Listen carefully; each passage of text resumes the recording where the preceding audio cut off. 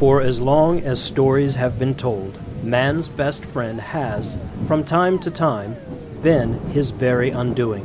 From the English folk horror Black Shuck and the Ghost Dogs, to the Hounds of Hell, from the legendary Garou to the North American terror Dogman, from the Filipino Aswang to the Japanese Inugami, to the majestic Faoladh of Irish lore.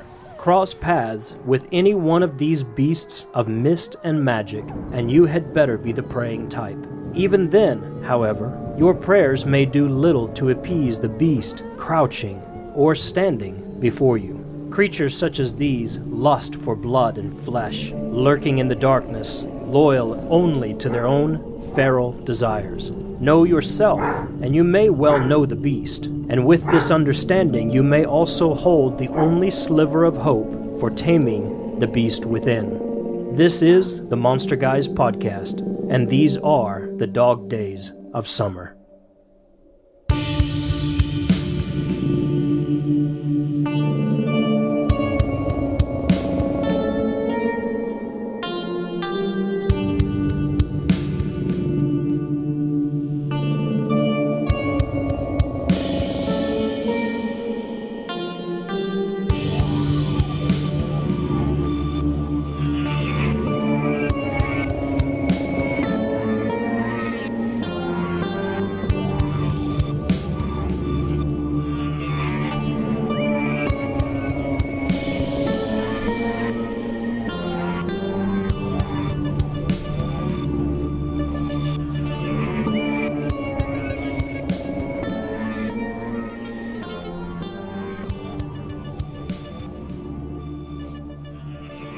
Welcome to another exciting episode of the Monster Guys podcast. As always, I'm DC McGannon, and I'm here with my partner and co-conspirator in all things creative, C. Michael McGannon. Michael, this week we step into a two-part series, The Dog Days of Summer. And I'm going to say right now, that disclaimer that we do say every once in a while, we're probably going to have a lot of weird pronunciation because we're going across all different cultures. Yeah, we're traveling around the world in the next 2 weeks. It seems there's a never-ending source of subject matter when it comes to creepy dogs. Definitely, and we kind of hit a wellspring with some of our resources and some of our research this week. It's been a little bit overwhelming, actually. Yeah, and we're going to share some of that with you, obviously. Before that, a couple of announcements. We mentioned it back during our Halloween in July series that in September we're going to take a short break. Michael, last week we took a break, and it seems like a freaking eternity since we've done a podcast, and it's only been 1 week. But we're going to take a short break in September. We do need to breathe a little bit, and we are on a writing spree right now on several different projects that's going to take us into October and some release dates on some projects that we have coming out then. And we'll talk more about that in October because a lot of those projects have very much to do with this podcast and the growth of this podcast in the next season. So a lot of cool announcements coming in October with a new series that'll be starting then. Should we go ahead and announce the series for October, Michael, just as a teaser? Sure, why not? Okay, well, October will be... Actually, in September, we'll have a couple of episodes, but they'll be recorded this month, interviews that'll be recorded this month, and be ready to go because we're going to technically take the whole month off. We'll come back in October with a brand new series called Monsters Among Us. And it's going to be a foray into real-life monsters, human monsters. The worst kind. The worst kind. And that's all I'll say about that right now. But you'll definitely have fun with that one, I think. Maybe grossed out a little bit by some of it, but it'll be perfect for the Halloween season, which, by the way, we have a Friday the 13th in October this year. I'm excited. Dang it. It's going to be awesome to have Friday the 13th in October this year. I told a friend of mine that, and he said he would be sure to stay away from any lakes or other body of waters. And I go right to them. I want to see something come out of those lakes. Or other bodies of water. I'm not sure what happened with my I'm gonna walk right up to those lakes, start calling out for Jason or somebody to come up out of that sucker. I think our good friend Chris Cavaretto has a new release coming out on October 13th of music that he's working on right now. So I'm pretty excited to hear that. It'd be very fitting. Yeah, werewolves in Siberia. Keep an ear out for that, folks. So, with all that in mind, October will be big for a new series. It'll be big for some big announcements. And we'll be coming back off a break, obviously going into Halloween season. Friday the 13th, Stranger Things 2 come out in October. It's just going to be a huge autumn season, and I can't wait for that. Michael, tonight we begin this two-part series, Dog Days of Summer, with one of the most infamous, and if not creepier, dogs in folklore. Yeah, infamous would be one word, and then I don't want to say prolific because it's not just one being, but it's so widespread, the idea of black dogs, and I guess we're going to start off with Black Shuck. Well, you kind of gave it away there. That was less than epic on your part. Take it back if you want. You just kind of roll out the black dogs there like it's just a thing that happens every day. Yes, we're going to be talking about Black Shuck and the ghost black dogs of the English countryside.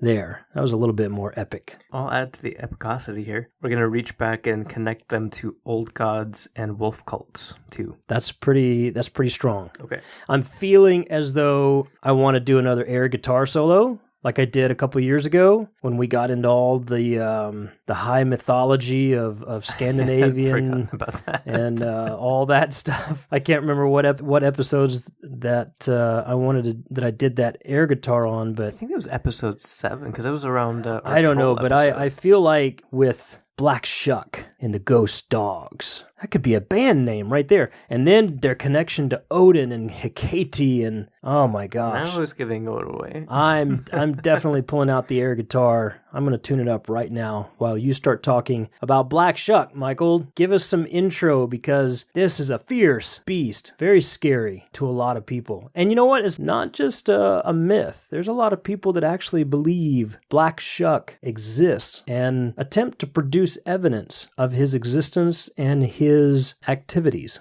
And we're going to get into 2 of those specific examples of evidence and or possible evidence tonight. So actually, to start off with, this is going to be a kind of a famous passage from A Strange and Terrible Wonder by Abraham Fleming, written in 1577. This black dog, or the devil in such a likeness, God he knoweth all who worketh all, running all along down the body of church with great swiftness and incredible haste among the people, in invisible form and shape, passed between 2 persons as they were kneeling upon their knees, and occupied in prayer as it seemed, wrung the necks of them both at one instant clean backward, insomuch that even at a moment where they kneeled, they strangely died.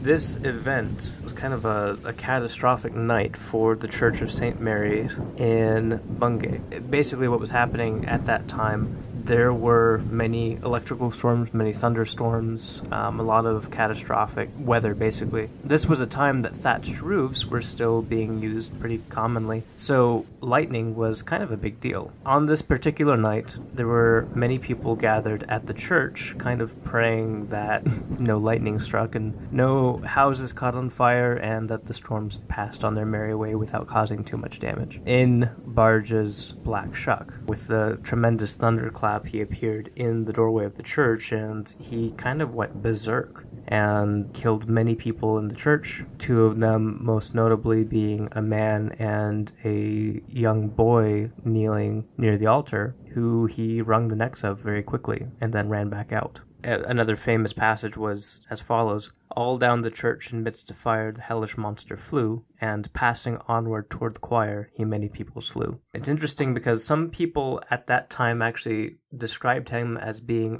on fire, others did not, but everybody agreed that whoever was touched by him seemed to blacken and singe as if he was putting off this enormous amount of heat. And this is kind of unique to many of the ghost dogs. Many black dogs don't seem to have this trait, but Black Shuck that night, he definitely had this fiery sense about him. So anyways, he rushed out of the church, and then he ran several miles down the road to another church and basically did the exact same thing. It was kind of a strange occurrence, you know, 2 churches, very same night, experiencing a very similar catastrophic event. To this day, I believe it is St. Mary's Church that still has his paw mark, or the scorch mark, on the door where he burst in. And that is what a lot of people point to evidence of him actually having been a thing at the time. Back, I think, in 2014, I never saw the follow-up to this excavation, but there was a dig that claimed to have possibly found the bones of Black Shuck. It was kind of speculation back at that time, but many people had said because of the size of the dog, it was basically the size of a Great Dane. They said it was about 200 pounds based on the size of the bones. Some of the other pottery and coins that were found in that excavation, they said it was kind of back in that same era of time. So a lot of people still believe to this day that that was an actual event that happened. Perhaps for that alone, he is the most notorious, as you said earlier, of the Black Dogs of England. And as such, deserves his very own epic air guitar solo, which I am playing right now. It is epic. DC's hair is blowing. We have a fog machine going and a snow machine as well. The lights are actually starting to throw me off a little bit. I'm getting a bit queasy from all the flashing. Was that it? And that is it. And Okay. It was absolutely awesome. I know you couldn't hear it, but you're just going to have to trust me that Black Shuck's air guitar solo was monstrous. I think I described it okay. I think you did well.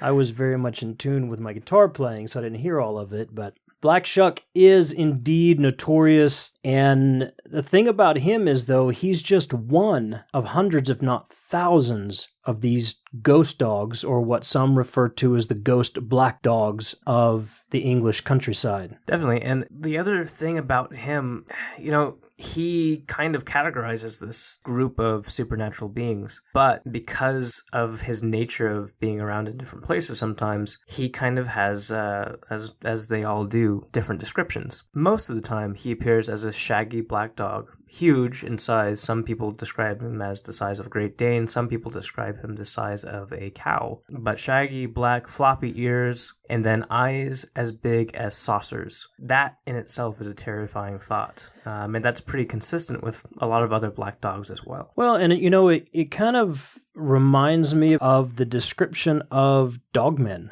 A little bit, and we'll talk a little bit about Dogman next week. We spoke about Dogman in our last episode, and we've spoken about him a couple of times recently, and of course we had our interview with Vic Cundiff of Dogman Encounters Radio earlier this year, so we're not going to spend a lot of time on Dogman, but these descriptions of Black Shuck, the more I hear, and of the activities, and what he does, even the eyes, it all reminds me very much of Dogman. Now, our earliest known reports of dogmen in North America especially don't go that far back to the legend of Black Shuck. However, the more we know about dogmen, the more we know that they've been around a lot longer than we originally thought, and their stories come from around the world going back centuries. The more we dig up and uncover stories about this creature. So, I don't know, could be a relation maybe, or a similar creature from a different continent? I don't know.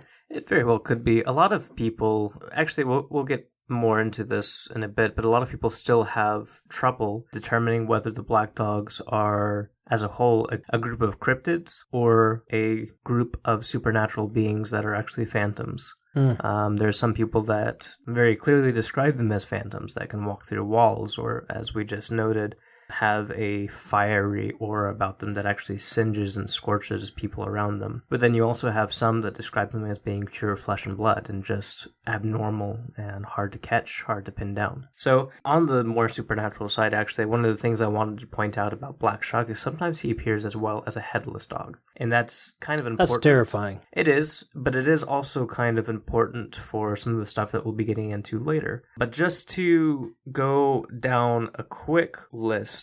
What is it with people in the UK and their headless beasts? We're going to talk a little bit about that tonight. It goes Well, back to some I'm glad I brought it up then.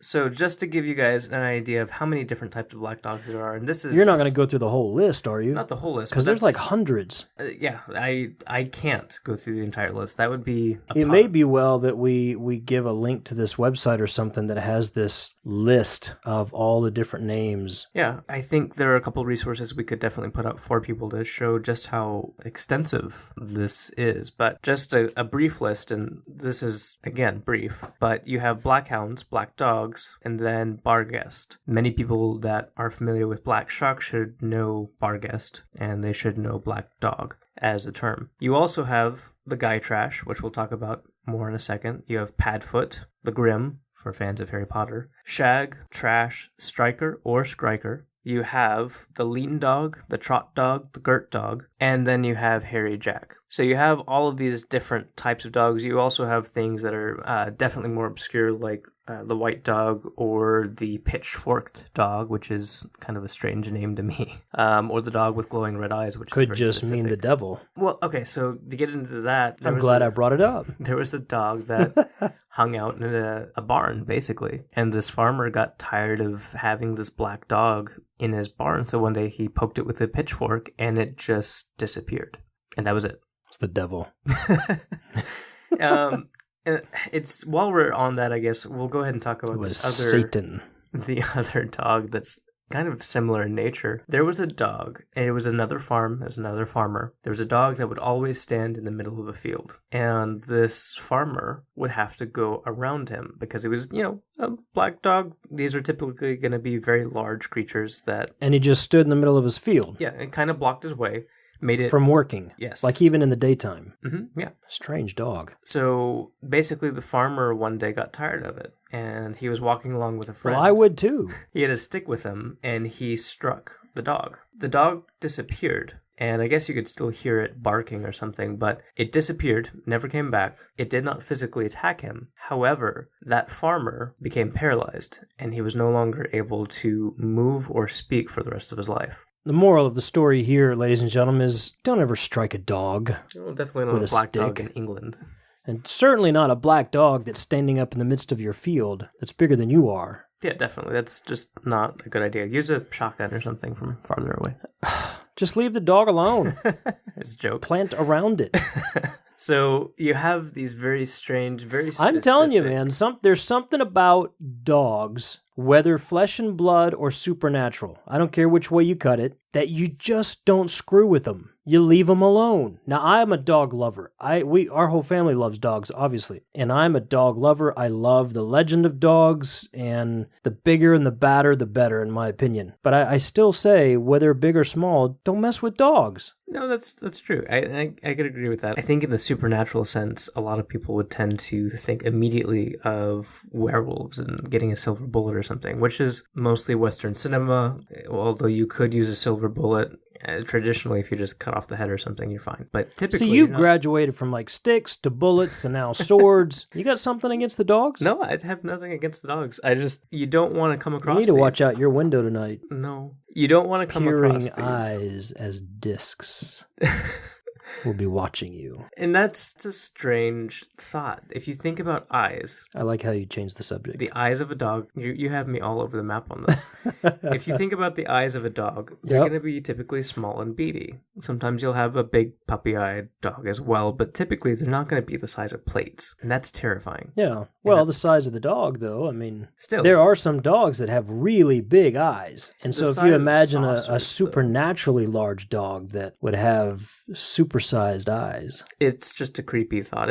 I'm trying to picture it in my head even now, and it's Picture it in your window, watching you sleep. I'd rather not. All right, well. Okay, so back to black dogs. They often are omens of death or misfortune, kind of like the farmer being paralyzed. Almost like a banshee. Yeah. Mm-hmm. And again, any Harry Potter fans out there remember the whole story about the Grimm, that it was an omen of death, that you would die, or somebody that you knew would die after seeing it. They hold a very similar... I mean, that's where this comes from. What is it with our UK friends and their black supernatural creatures that are omens of death? Gotta have them. I guess so. And headless ones at that. Mm-hmm. And that's part of the fun part of this particular subject, is that some people will swear up and down that they are omens of tragedy. Some people, though, they are on the fewer side, but there are still many of them that swear up and down that they're protectors. And I would be on that side, I think, more than the evil side. I believe in the notion of dog is man's best friend. And I believe even with supernatural legends and lore, I like the idea of these dogs being protectors. And perhaps the evil side of them has been drawn out because of who they're facing. I think sometimes you look into a mirror and the monster is staring back at you. And I think sometimes what's projected into lore is what somebody is seeing in themselves. It's deep, very deep. It's very important. So are that you I saying bring that out tonight? Monsters are mirrors for humanity? Actually, yes, I do believe a lot of monsters are mirrored humanity. That's why I believe that the most evil of them all are humans themselves. I would definitely agree with that. Look at the world today, and my argument is made for itself. Yeah. Before we get too dark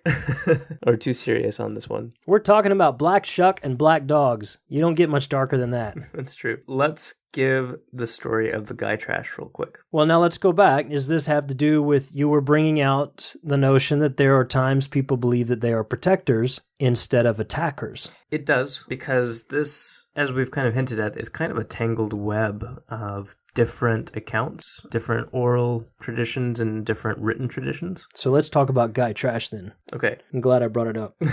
I want to bring this up because this is actually an older myth. It's basically a story of how a castle was built. There was a man named Julian. People believe that this could go back very far. I don't want to say as far as King Arthur, since he was not necessarily historical, but around the same era that people would place King Arthur in. What? There are different... Don't be messing up my history now. We're not going to get into King Arthur right now either. Screw me up over here. But a man named Julian de Molly. I don't believe he really existed. He may not have. It would be interesting if he did. So he built a castle. It was kind of a small castle, but he himself, it is said, took to certain rituals and witchcraft and sorcery, if you will. In finishing the castle, basically said that a virgin had to be walled up in order for the castle to be prosperous and succeed and stand the test of time. So he went down into the village. He found the most beautiful virgin in town that he could. And as a cruel man that he was, he actually commissioned the father to be the one to do the deed, walling her up alive in the castle, in the tall tower. The father, of course, did not want to do this, but Julian tortured him until he had no other choice. What a horrible, wretched man. Oh, yes. And I hope this story ends that Gytrash eats him alive. It gets worse. Okay. So he... Am I messing up the story? Oh, no. Okay. They start walling her up. He basically gives her a pail of water and I think a loaf of bread to survive on. And then as the father's bricking the wall up, he actually stops him and gives her, the daughter, a yarn and some thread and a spinning wheel and says that she must be busy or be kept busy even in her last dying breath. So she's screaming, they finish walling her up, end of story. Well, she dies, as you might expect. I guess the castle for a while is indeed prosperous, but Julian, one night, sees the specter of this girl above his bed, and she has the yarn and the thread, the needle and the thread, and she starts to sew up his legs, but it's invisible. His legs become paralyzed, and over the course of, I believe, a year or so, she keeps on doing this further and further up his body until his entire body. She's like tying up his shoelaces. Mm-hmm. Yep. Sucker! But it's Get out invisible. of bed and fall on his face. Nobody can tell what's going on. Jerk. Yeah. He's basically paralyzed for the rest of his life. He dies, and that seems to be the end of the story, except when he dies, there's a black dog specter that appears in town. And when that specter appears, it raises hell, and it basically is an omen that chaos is going to occur in that village. And he is known as the Gytrash.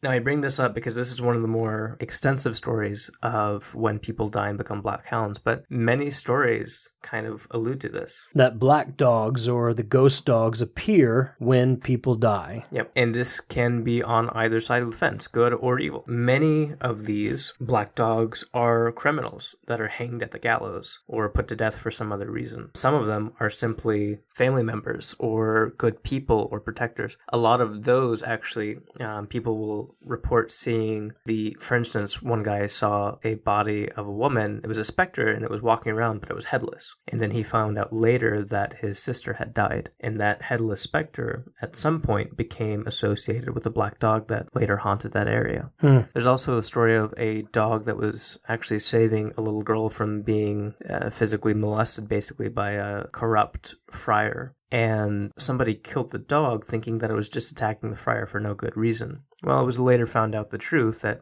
the friar was after the girl and that this dog had protected her. The friar was, I believe, punished, but the spirit of the dog itself came back as a black dog, and it was a vengeful spirit. And I believe it still acted as a protector, but it was not a nice protector either. It was, it was very vicious.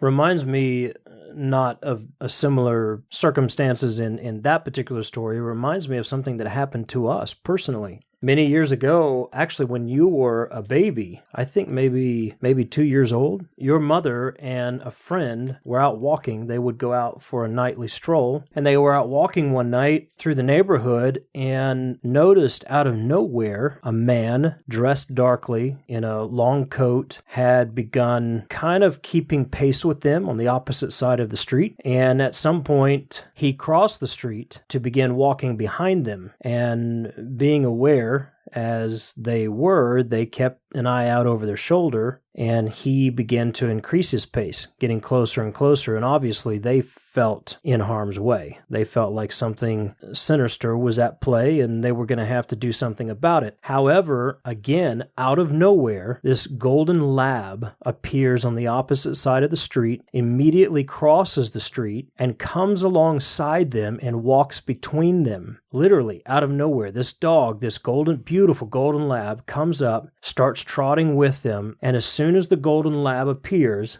the man turns around and walks the opposite direction and is never seen again. Have no idea where the dog came from, have no idea where the man came from, but, who knows? This guy could have been scoping out the neighborhood or just been a bad guy in wrong place, wrong time type of thing. They're out for a stroll, but this dog follows them home, comes home, and your mother walks in and tells me all about it, and the both of them are telling me the story, and of course I'm immediately like, I want to chase the guy down and take care of business, but... Yeah. They're like, he's gone, everything's okay, but this dog. And I'm like, well, where's the dog? And they're like, well, we came in, we're not sure, so we went back out the front door, and there's this dog on the porch curled up by the door and just laying there and just kind of looks up with me with those big puppy dog eyes that, hey, what's up? I'm here. And we didn't know what to say or do. We'd never seen this dog. We did notice that the dog had a big scar alongside one of its eyes and over its ear, like it had been hit by a car, but kind of healed over for the most part. And so we decided to bring some water and a little bit of food and just leave it out for him for the night. Figured he'd probably be on his way, and we'd never see him the next day. The next day we get up and come out there, and the dog is still curled up on the door. And the dog won't leave. The dog stayed with us. We looked for an owner. It didn't have any tags or anything like this. We took it to the vet to get the head wound checked out. Perfect health. Everything was good except for that scar across of his head. Nobody else had claimed any ownership, so we just kept him. He became a family dog. One of the most beautiful and friendliest dogs we've ever had company with, and we actually named him Gabriel after the guardian angel, and we called him Gabe for short. And it was kind of crazy because he responded to that name as though that was his name. It was just kind of like, hey, Gabe, and he was like, yeah, wagtail, and probably just because he knew we were friendly, but he took to it, and he stayed with us, and it was one of the best dogs we've ever had. But just out of nowhere, this guy shows up, and then this dog shows up, and the guy disappears. Never saw him again. And Gabe stayed with us. So it's pretty cool. He's not a black dog, but I definitely felt like he was a protector dog. And for whatever reason, I don't care what you believe out there, this dog came along at the right time and came alongside my wife and her friend out for a nightly stroll. And I believe because that dog came around that man left and didn't pursue. It is an amazing story. And it's funny that you mentioned that it's not a black dog. They're in the category of black dogs, or the category of shock, if you will. There are actually a few white dogs and a few golden dogs. I was just thinking maybe it was an Irish Faoladh. Maybe it wasn't a golden lab. Maybe it was actually a white wolf of Ireland that came over to stay with us. It is an interesting thought, though. I mean, we were talking about like the more villainous side, but we had mentioned the Gert dog earlier. The Gert dog is in Somerset, and as the legend goes, mothers would actually just let their children play outside on the hills nearby. by because they knew that the Gurt dog was there. And the Gurt dog was known for protecting travelers, helping guide people on their way, fending off villains, and it would protect the women and children of that area. So especially a story like that, it does make you wonder. Because people still, I mean, just like that, people still see black dogs to this day, and they still see the good side of that to this day as well.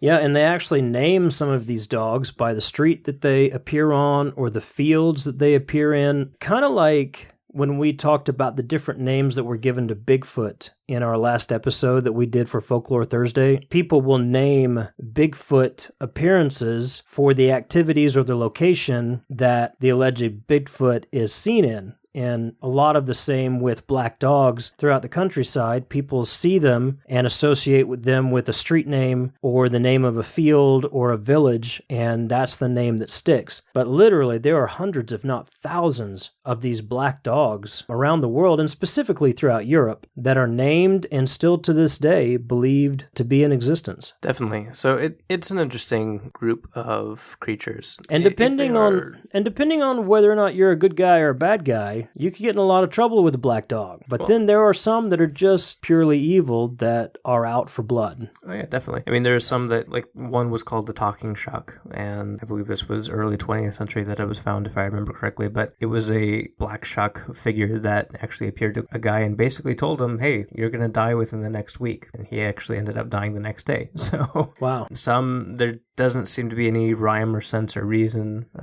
They just show up and do their deed and move on. But, you know, there are quite a few that are headless. And like I said, I wanted to get to that later. It reminds me of the Dullahan. And it also reminds me of the Scandinavian ghosts that would come back without their heads. The Dullahan, though, was, as we've talked about on the show before, he was a death omen to himself. He was actually somebody that would go and fetch people that were supposed to die. Almost like an Irish Grim Reaper. Yeah, basically a servant of death itself. What's interesting to me is, again, that they are headless, similar to him and his horse. They're omens, kind of like the Banshee. But there are a couple instances of black dogs that would appear, and then you would actually hear the coach at your doorstep, which we've talked about briefly as well, the black coach that will rap on the window 3 times. And if you answer it, you die. It's very similar to the Dullahan. Sometimes they actually say that the Dullahan drives that coach. So there's an interesting web of death here between a couple figures that span from England to Ireland to Scandinavian regions as well. That all is very interesting. So we have Black Shuck, who I kind of termed earlier, I think, to you in private, the leader of the pack among the black dogs. It's fitting, I would agree. But you have the black dogs or the ghost dogs or any number of name or combination of names to describe this phenomenon. Some people believe it's supernatural. Some people believe it's flesh and blood. Who knows? The verdict's still out. I would say be nice to your dogs, though, no matter what. Now, earlier, you mentioned a connection to Odin and some other gods and goddesses. Let's go there. Let's talk about that connection for a moment, because that's super interesting to me. I was doing some research on Black Shuck and the Barghest just to brush up. By the way, Black Shuck plays part in another special thing that'll be coming out from the Monster Guys in the very near future. That's true. I forgot about that. It's actually something that was tested almost 2 years ago now to some wonderful results. We wanted to release it. Didn't feel like the platform was right.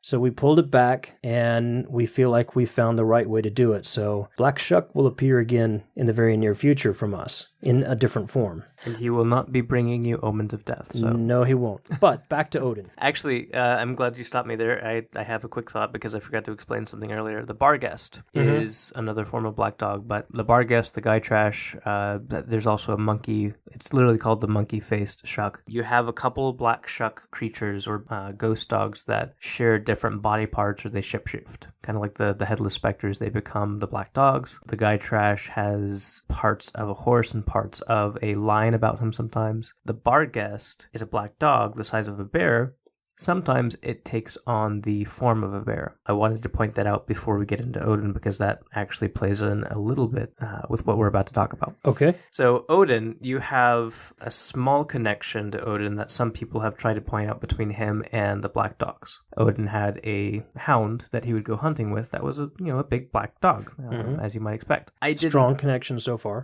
So far. That's the thing, is I didn't think it was that strong of a connection. It just seemed kind of like a circumstantial thing. It wasn't really that impressive to me, so I kind of moved on. But then I got to thinking, Odin is strongly associated with berserkers and the Ulfhednar. Berserkers being the men who would go into battle with no armor. They would wear bear skin, or they would wear nothing whatsoever. It's where we get the term going berserk. The berserker gang was a state of rage, or a mixture of rage and ecstasy. Actually, they describe it nowadays as similar to being what people on meth or people on PCP or other such drugs experience. Just this... some crazy violent stuff there. Crazy violent, but specifically in battle, it was said, I like how they phrased it, that no iron or fire could take hold of them. So basically they were seen in battle as impervious to wounds. I've seen people on such drugs and subdued by multiple men in handcuffs, no possible way, and yet they do. It's some scary stuff. It's super scary. Now, if you think about that, I'm assuming the people you're talking about, if I remember correctly, I know one of those stories, and it was kind of a smaller guy, right? Yeah, I've seen, of course, I've done some work in the past with communities that have been involved with that, and with police communities who are answering that call, so to speak. I can't get too much into all that here, but I've seen some of that up close and personal, some of them very small individuals, some of them large, and I don't know which one is scarier sometimes, to be honest with you. Now imagine, instead of being a small or scrawny person, this is a trained and very vicious warrior, very large. And very large. Mm-hmm. Large as a bear. Yeah, basically.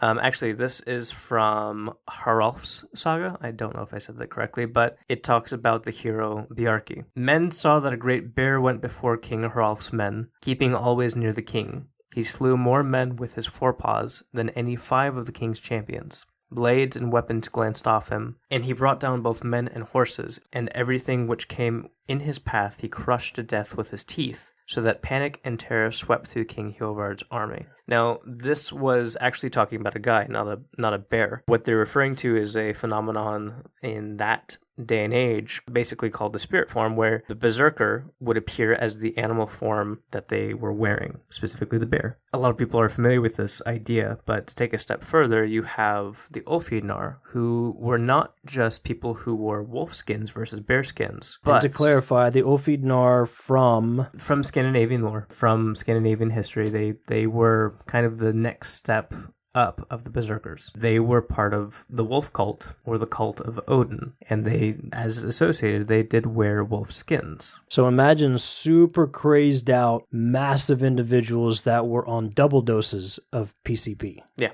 double doses indeed. But it was actually said that they acted as mad dogs and wolves. They went without coats of mail and acted like mad dogs and wolves, and that's from Snorri Sturluson in one of his sagas. These were very important people. They were hired out to protect kings and chieftains and jarls, but they were also a part of this esoteric group that was highly associated with Odin. You have symbols depicted of them dancing with Odin, and so the connection between wolves and the black dogs and Odin starts to line up. The other thing about Odin that kind of resonated with me was that Odin is a god of madmen. He is the god of warriors. He's the god of artisans. He is also the god of hanged men, which reminds me a lot of the criminals that were hanged that later became black dogs, right? And the specters. And then it also makes sense when you think about how many of those creatures people try to strike or hit with a pitchfork. You can't harm them. They seem to pass through walls sometimes, so it's not so much an imperviousness, but you cannot really do anything against these dogs. And then you have the viciousness and the ferocity of the actions against people. It's loose in certain ways, but there are other things that just seem to match up between Odin and the Black Dogs of England. And then there's also some poetry that you've pulled that associates them with the goddess Hecate, I believe. If you have that, let's read that, because that's a whole nother interesting aspect of their relation to gods and goddesses. Definitely. And there are actually wolf cults around the world, like I was talking about earlier, and I wish I had some more of them in front of me right now, but It may be a future episode. Definitely, because wolf cults. Like I said, we kind of stumbled into a treasure trove of information, and I'd like to research it more before we just... Well, it will give me time to write more air guitar songs. So this is from the Aeneid from Virgil, but this is a passage that says, "Then the earth began to bellow, trees to dance, and howling dogs in glimmering light advance. Ere Hecate came." Now, Hecate, we've talked about a little bit before. She is the goddess of witches. She exists in the realms of the underworld, our world, and the world above, if you will, all at once. She is seen as a benevolent figure by many, but she also has some darker tones. She was the patron goddess of a vampiric demonic cult in Greek origin, which is always fun, but she is also highly associated with black dogs. The queen of Troy that fell into the sea, she took pity on the queen and turned her into the black dog. In many following stories and years, a lot of Hecate's followers would actually sacrifice at the crossroads black dogs specifically to her. And I always wonder what the purpose of that is. It reminds me of the Japanese Inugami, which you basically kill to create a servant. Right. Which we'll talk a little bit more in our next episode on the series. But she's seen as traversing the different worlds with these black dogs as her servants, surrounding her and just guiding her through the wilderness sometimes. It's an interesting image that you have of very different deities. You have Odin on one side of the map and you have Hecate on the other. One a fierce, battle-hardened god of charms and wisdom and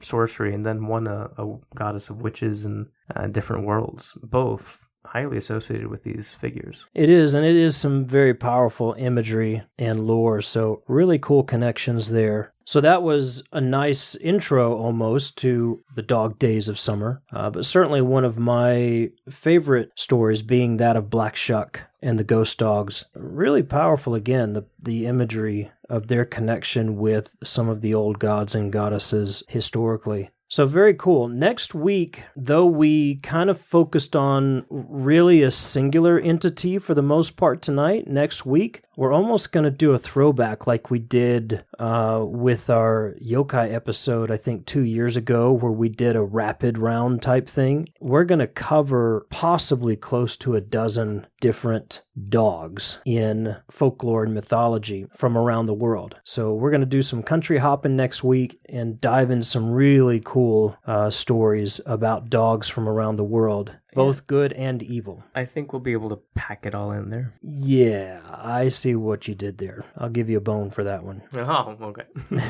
So until next week, thanks for hanging out with us on the Monster Guys podcast. As always, you can find us at themonsterguys.com. Follow us on Twitter and chat with us there. You can also like us on Facebook, see what we're doing on Instagram. All of those places you can find us at The Monster Guys. And like I said at the beginning of the podcast, September will still have some podcasts released, but we'll be taking off for the most part of that month and then coming back in October with another big series for our Halloween month and some really big and important announcements as to what's coming in the months following. So stay tuned. I hope you enjoyed this one. We certainly enjoy hanging out with you, and thank you for the privilege of sharing with you each and every week. Take care now. Have a great night. Thanks. Good night.